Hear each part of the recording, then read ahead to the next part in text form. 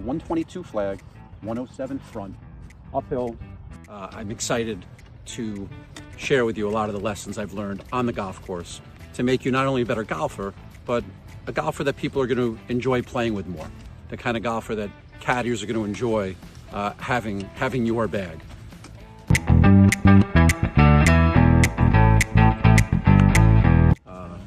Really is the opportunity to make an impact on a lot of people in our lives. Both Melissa and I are in service to a lot of people, especially for me on the golf course and that experience I provide to my clients. But I've learned so much about people, about relationships, and I'm really looking forward to bringing those tools and lessons to our community here at Links and Lifestyle. I missed it 4 feet to the left. Get all that? That was like how I thought. Hello, friend. My name is Scott Epstein, also known as Scottie the Caddie, and welcome to the Links and Lifestyle podcast. I'm grateful to be here and thankful that you're taking the time to listen. I know there are many things you could do with your time, and I appreciate your decision to spend this time with me. The support and feedback from our initial podcast has been overwhelming, and from the bottom of my heart, I thank you. Why caddying? Let's dive in. I'm super pumped. Let's go chase those drives we hit in the middle of the fairway and have a day to remember. My best sport growing up was not golf. It was soccer. Way back in the day, I was captain of my high school team. I grew up in Marlboro, New Jersey, and played quite a bit of golf in Monmouth County on the public courses. By 8th grade, I was into the game and played often during my high school years. The best I ever got was shooting in the low 80s, and I always loved the game. After my freshman year of college at the University of Florida, go Gators, when I was home for the summer, my younger brother, who's a very good golfer, worked as a caddy at Shore Oaks in Farmingdale, New Jersey, which is now Eagle Oaks Country Club, and is a beautiful, beautiful place. I saw how much he enjoyed it and the cash he made, so I was interested. The following summer, I got my foot in the door, and I was hooked. Some of the guys I met and caddied with there, 2 in particular, Frankie and Kenny, I'm still good friends with to this day, and I know are listening. Side note, Kenny's father, who took me to countless U.S. Opens, his nickname is Big Ken, despite only being 5'2", ran me over with a golf cart when I looped for them a couple summers ago at the Conch in New Jersey. We were a bunch of derelicts who had a lot of fun. We got to meet some great people. My boss, Jack, was wonderful and also at times a challenge, like most bosses. Somehow, I was the one who my colleagues volunteered to deal with him when issues came up in the caddy barn. Caddying back then meant bacon, egg, and cheeses from the Colonial Deli in Marlboro, which is now closed, smoking pot, and getting paid to be outside. I can say for many caddies out there, still the same routine of breakfast sandwiches, smoking pot, and/or drinking beers, all while walking some of the best fairways still exists and is among the best parts and perks of the job. My summer between my junior and senior year at the University of Florida was spent on the course. I also worked on staff there some afternoons, so I got to pick the range, hit balls, and sneak out and play some holes. I had some regular customers and absolutely loved it. After I graduated in May of 2000, I worked there full-time until I got a job at a large Wall Street firm in Somerset, New Jersey. I still caddied on weekends ahead of our wedding in 2004 while commuting to New York City Monday through Friday. My 9-year career working on Wall Street and 5 years inside the hollow walls of Goldman Sachs is going to be discussed in greater detail with a guest in the coming weeks, and it's going to be a story I can't wait to share. Fast forward to the summer of 2013, I got to play Matita Conch National Golf Club in Jackson, New Jersey. A member that I created a special relationship with very quickly at a networking event invited me, and we had an amazing day. In fact, Ralph, we just caught up on the phone last week. He was very supportive of the podcast, and I know he's listening. He even allowed me to fill out a foursome, so I invited a lifelong friend, Sean from Marlboro, and a mutual friend, Mikey Moore, also known as Mikey Sells, who's a rock star realtor in northern New Jersey. Mikey has a stick and played great that day. I got together with the member, Ralph, for lunch later that year, in which I talked to him a lot about his sobriety and my journey, and is one of the reasons I'm sober today. In May of 14, when a business I was involved in went bad, I reached out to him to get back into caddying and help get my foot in the door at the club. The truth is I always missed it and remembered enjoying it. He made the call and my foot was in the door at the Conch. That first summer, I sat around the lot and paid my dues, but by the time August rolled around and kids that caddied there went back to college and high school, I was working a ton and loving life. New Jersey in the fall with the foliage and the colors is something I miss tremendously. Earlier that year, in February of 14, I made the decision to stop smoking pot. And on September 1st, 2014, I made the decision to stop drinking, started going to meetings, and I'm sober to this day. None of that would have been possible without golf, Matita Conch, and that piece of property will always have a special piece in my heart. Sobriety and recovery will be an important topic and theme throughout this podcast journey. Between 2014 and 17, we owned a healthy vending business. I had a couple different sales roles that I didn't like. I oscillated between caddying part-time and full-time in New Jersey, but in my heart, I knew I wanted to be outside on the grass all the time.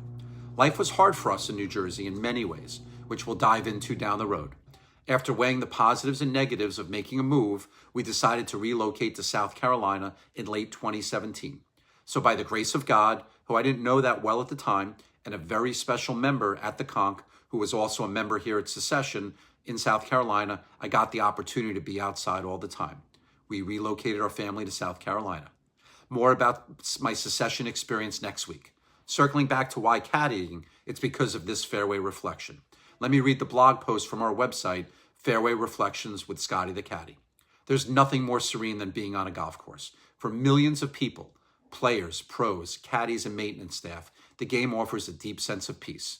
Few sports are as pure or place personal integrity so firmly at the center. The beauty of the outdoors, the feel of the green grass beneath your feet, and the camaraderie shared with others create an experience that's truly unparalleled. As someone who's spent his entire life connected to the game and the industry, it's an honor to bring those experiences into Links and Lifestyle and share them with you. This journey we're starting together will be filled with fun, knowledge, life lessons, community, and the kind of gear that elevates both your golf game and your mental game. Let's take a few minutes to break down this blog entry. Serenity and peace.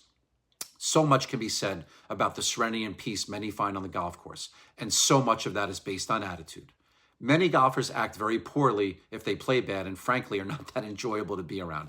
Don't be that guy. Whatever level of golf you're at, my opinion is that golf course offers a sense of serenity and peace that's hard to find in any activity. While on the course, if you limit your phone and other distractions, the world could make sense again. It can be a source of tranquility. I have many golfers and clients and guests of clients who share their experiences on the course. They say it's a break from all the stuff going on in their heads and the outside world. If done right, the golf course is the place you can go, leave all that at the gate when you enter the property. Enjoy yourself, be present, get a break, and find serenity and peace. I know I do. Personal integrity at the center. Golf is one of the only sports where you're responsible for policing your own actions. And when you violate or think you violated a rule, self-report it. My two favorite sports for years, people think I'm nuts, are professional golf and professional tennis for those reasons. There's no begging refs for calls or having teammates to rely on. You're so raw, exposed, and naked out there, and simply must play better than the course and your opponents. There's countless examples, and I'm not going to geek out on them for our non-golfing audience, in which golfers in the most important tournaments, and in some cases the most important moments of their lives, chose their personal integrity and integrity of the game over everything. And there are so many lessons and so much to learn from that. Are you calling fouls on yourself in your life? If you do something wrong in a relationship, do you bring it up to your spouse, partner, friend, business client, or hope that nobody notices? I like to think my personal integrity is something I value above all else, and I know and recognize that I am not perfect.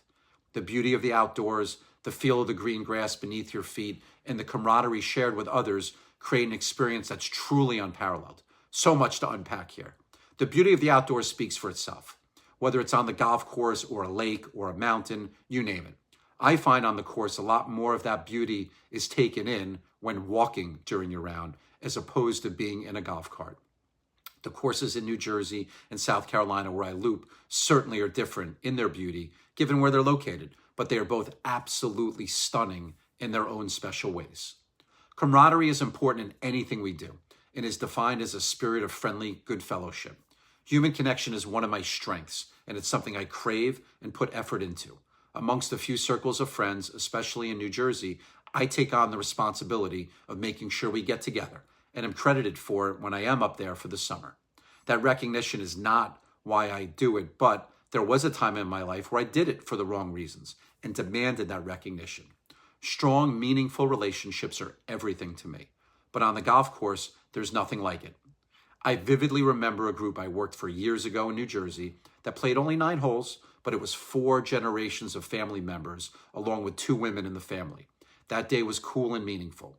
Down here at Secession in the Low Country, there are many groups or parties that in some cases may only get together once or twice a year, and they do it over a round of golf or a multi-day trip.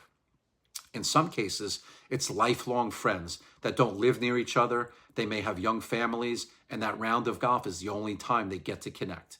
Being part of and contributing to making that experience enjoyable is a gift for me, as well as a responsibility. I know you're busy in your life, but do you have places with strong camaraderie? If so, that's awesome. If not, why not? Finding the spirit of good fellowship is definitely a two-way street. What more can you do, and how can you live to facilitate more of that?